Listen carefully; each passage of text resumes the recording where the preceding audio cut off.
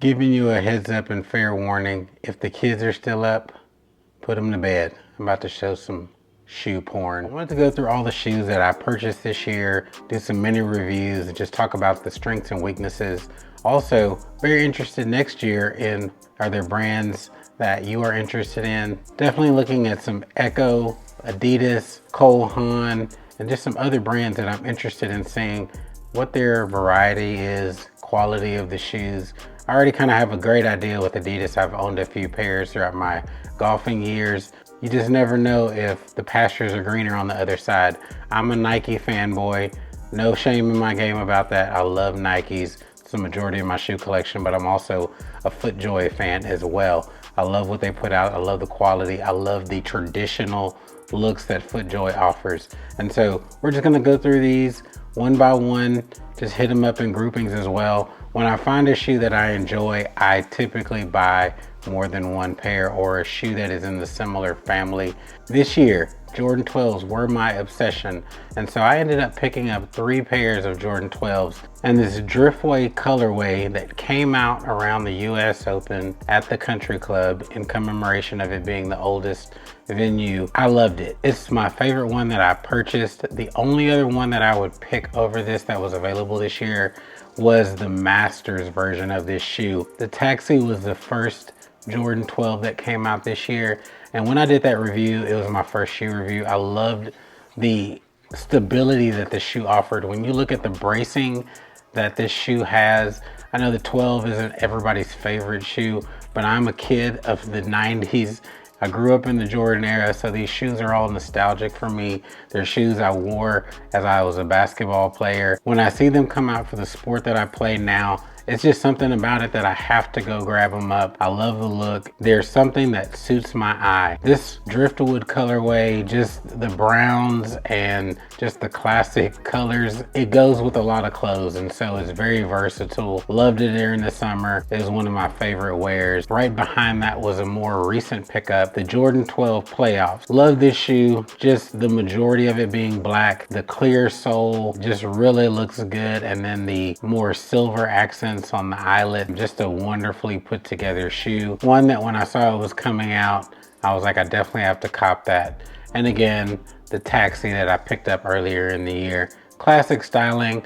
Always get compliments on it when I wear it. I don't think people know what the driftwood is. Like, it's just so different, and it wasn't a colorway that came out when the Jordan 12 was originally released. Typically don't see it even in the tennis shoe version. And very limited release. Nike has re-released the Jordan 12 here at the end of the year. You can go get these in most sizes, and so worth checking out. I highly recommend the shoe for golf. It performs unbelievably well, and I just enjoy how it feels on the foot. Feel very secure and plant it into the ground. In addition to the pairs that I own, they came out with the Masters, which I've already mentioned, the Laser. Eastside Golf has a release coming up here in the next coming weeks, as well as the cherry version of the shoe. Looks striking. I wouldn't wear it, it's not for me, but it looks good. Also the French blue colorway that is also out as well. That one recently came out. Love blue, but not on my shoes typically. Go check them out if you're looking for a Jordan 12. You can score some deals. I ended up getting that Playoffs version for $50 off. So Nike does a lot of deals here at the end of the year. Worth checking out using a coupon code when you sign up for a Nike membership. Behind the Jordan 12 are my FootJoys. My FootJoy Premier Packard has gotten the most wear this season. Classic white shoes. I can wear it with a ton of different outfits, particularly pants in the winter. I love this shoe. It's held up wonderfully throughout the season. Again, I wiped them down, cleaned them up for the video, but that's what they look like after at least 15 rounds this year. Has held up spectacularly well. They replaced a pair of FootJoys that I had for 9 years prior to this. Similar, you know, construction. FootJoys, particularly the Premier version, is a premium shoe. As I stated and titled that video about them, it's the creme de la creme as it relates to shoes. You want to pick one of these up. It'll stay in your closet for a long time, get a lot of wear. You can beat it up, take it, you know, anywhere, wear it with a ton of outfits. It's an amazing shoe. performs well on the course. Have gotten feedback that some people, it just doesn't fit. It's maybe too wide in the heel area or give you too much room in the toe box. But if you can fit FootJoys, that's the shoe for you. It's worth the investment. The $200 price tag on it is well worth it. You'll have this shoe for years to come. That segues into the FootJoy Tradition shield tip that I have as well. Quality shoe, held up throughout the season. Probably the second most wears that I've had this year as well. Just, I like it. I have a lot of blue shorts, white shorts, etc. that I wore it with. Held up very well in wet conditions. I played with that shoe several rounds in rain or after rain conditions, and it held up spectacularly. Most of the dirt and grime that was in the spike system has come out, but it was one thing that I was noticing early on in the ownership of the shoe is that it was so low where they have the spikes set that dirt would get trapped, and unless you go digging for it, some's just always going to be there unless you remove them and clean underneath them, which I will probably do at the end of the golf season as we still keep soldiering on here in Texas. It was a value pick for 140 bucks, saving 60 bucks over the Premier. Still a very worthy buy. Maybe not gonna last as long as the Premier just due to the quality of the leather being a little bit different. It's still a great shoe. I'm gonna get a good 5 years out of this. You can tell the way I take care of my shoes. I wipe them down most of the time after a round, soak them, get all the dirt and grime so it doesn't stain over the time by just sitting on the shoe. So if you take care of these, you're gonna get a really good pair of shoes and cost savings on top of it. So these current Traditions and Premier versions came out at the beginning of 2021. I'm very interested if FootJoy is going to continue releasing just different colorways in these shoes, or they're going to redesign for 2023. Honestly, it's a pretty damn good look that they have going on now. Every time I see it, I'm still stunned when I see the Premier particularly. So if they keep coming out with different colorways just to change it up or different variations and materials on that little midfoot area, I'm all for it. But it would be cool if they ended up doing a redesign here 2 years into the life cycle or product cycle of this shoe. We'll see. Next on the list is the Nike Air Infinity Zoom Next Percentage, some crap like that, some super long name. I go back and I look at my video on the original colorway, the gray and white, and the fact is that the shoe gets dirty so quick, and I hated that about the shoe. I love the design. It's a striking shoe. The way it fits on your foot is amazing, incredibly comfortable, awesome on a walk up 18 holes.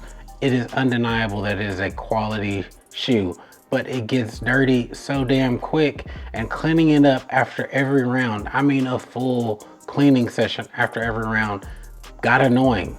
Love the shoe, hate what the choices that they made on the sock liner in terms of that super light gray. So I saw this pink and aurora blue colorway on sale, got it for like 78 bucks the other day. Again, Nike's coming with the deals here at the end of the year. So I said I was gonna pick it up. Again, that sock liner is a darker color, it's blue.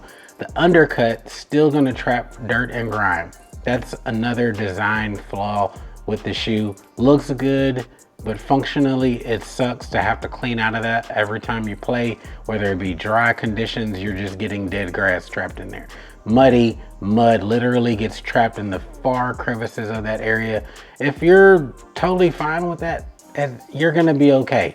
For me, it's super annoying, but I picked up this color because it was cheap and it'll be a good summer shoe next year, but I know how it performs. It's a great performing shoe if you can get past on this particular colorway, the stains.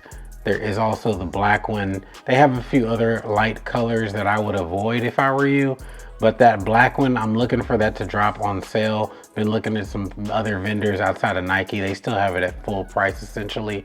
So I like the black colorway. I probably will get that one at some point, as well as they're discontinuing that shoe and probably releasing another model next year. But definitely an upgrade over the original version of this shoe, which was too narrow. Many people complained about that. This year they listened to the feedback, and honestly, it's a damn near perfect shoe outside of the material choices. Last but not least, we have the Jordan 1 Low G in the Starburst and Shattered Backboard colorway. It's a sexy shoe. I love it. However, I think they lacked a lot of different colorway choices, particularly early on in the golf season. They kept it pretty plain with gray, whites. They've released the royal blue and black colorway, which are cool, but the standout colors were the Chicago and the University Blue version. Both came out in limited releases, have been hard to find. The resale market on the Chicago is kind of stupid. I wouldn't pay for what they're asking. And they haven't re-released these. Although they have released the basic colorways again on Nike.com, so they are available and they're a pretty reasonably priced shoe. Classic Jordan 1 silhouette. I know a lot of people don't like the lows, and that's cool, it makes sense. I also don't like the version of the highs that they put out in collaboration with Eastside Golf. It just doesn't look good as a golf shoe.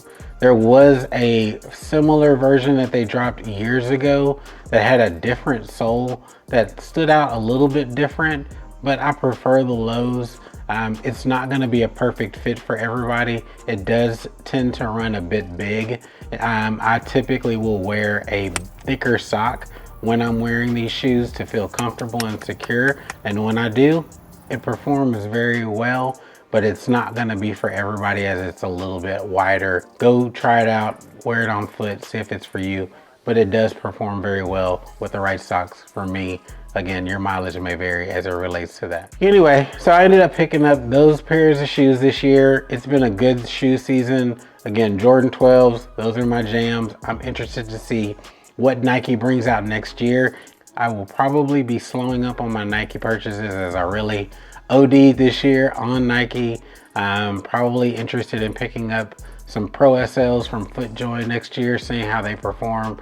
My younger brother has been a big fan of those for years, and I've heard nothing but good things about them. I don't love the spikeless system in most shoes, and so we'll see how that performs.